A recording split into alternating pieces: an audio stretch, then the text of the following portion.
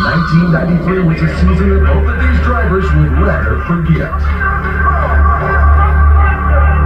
Dave Blaney dropping out of the Wheels 300 while leading. Rising from the ashes, they had joined together on the Duchess Overhead Doors Dream Team. Their goal? Domination of the Wheels 300. I'm standing with the most formidable team ever assembled for Super Dirt Week, Dave Blaney and Jimmy Horton. Dave, you're a sprint car driver and a sprint car champion. Why are you racing in the world's richest race for dirt modified? Well, my dad came up here and run for a lot of years, and still does, and we used to always come up and help him, and I got a chance to drive some good cars, so we just keep on trying to win it. You have a great car, you've turned some outstanding speeds, you're on the pole. Can you keep it up today? Well, I think the car's good enough, but we can just keep it out there all day and have a chance at the end. That's what we're looking for. Joining Dave on the Duchess Overhead, do you have what it takes to win it today? Oh yeah, we just need the rain to hold off and we can run Dave down and beat him. All right, you've got a very confident and a champion team put together here for Super Dirt Week. But there's an individual who cannot be ignored. He's the master of the mile. Brett Hearn. The corporate Jets.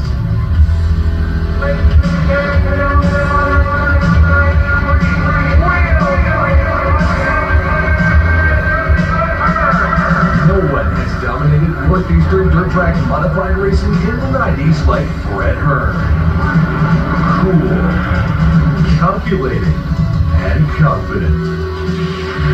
4 times he has tasted victory in the Wheels 300. Brett Hearn is the philosophy that the race does not always go to the swiftest. Well, Brett, you don't have the fastest car again. You've won here before in that position. Can you do it again? Well, that wasn't the way we planned it. We wanted to come back here to have a car that dominated the field, but it wasn't to be this year. We're starting around 21st. We've got a long ways to go, but this race has been won from last. And last year we were out of most of the race and we still won it. So, I mean, it changes a million times. And with the weather and everything else we've got to deal with today, anything can happen. He would have won, but he didn't. And young Toby Tobias Jr. took the checkered flag. All eyes on the front row. Dave Blaney and Joe Plosick. Dave Blaney out of Portland, Ohio. Qualifying time of 114.811 miles per hour. He's the man to beat as they come out of turn 4 and roar down the front straightaway. The green flag is out, and the 1994 Wheels 300 is on. End of turn 1, Dave Blaney takes the lead.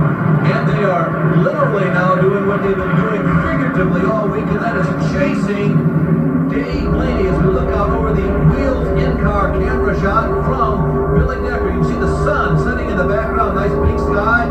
That's what's happening to Mr. Blaney. He too is disappearing in the sunset. And on the big show and running inside the top 20. Incredible, less than 6 months after the catastrophe, here he is, racing wheel to wheel with Brett Hearn. Now back to the front of the pack and look at Dave Blaney. Oh, remarkable. Blaney already into lap traffic. Now here is Bobby Hearn, brother of Brett Hearn, but crew chief of Dave Blaney. And Bobby, you can see an anxious look on his face.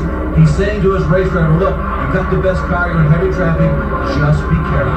Bobby has modified the Olsen chassis that Blaney is driving specifically for Syracuse. Now, Blaney driver, he spends the year going back and forth across this country, running the powerful World of Outlaw sprint cars. Here's Canadian Joe Plosick. This is the battle for second place. Joe Plosick and Bob McCready trying to close in as they're back on the front straightaway out of turn 4. Plosick's car, early on in this race, this could be a telling moment for the Canadian driver who sat on the pole last year and had one of the fastest cars this year too. Just a terrible hard luck break, and it's been a tough week for Joe Plosick despite starting second in this field. He has gone through 4 motors this week, with this one being number 4.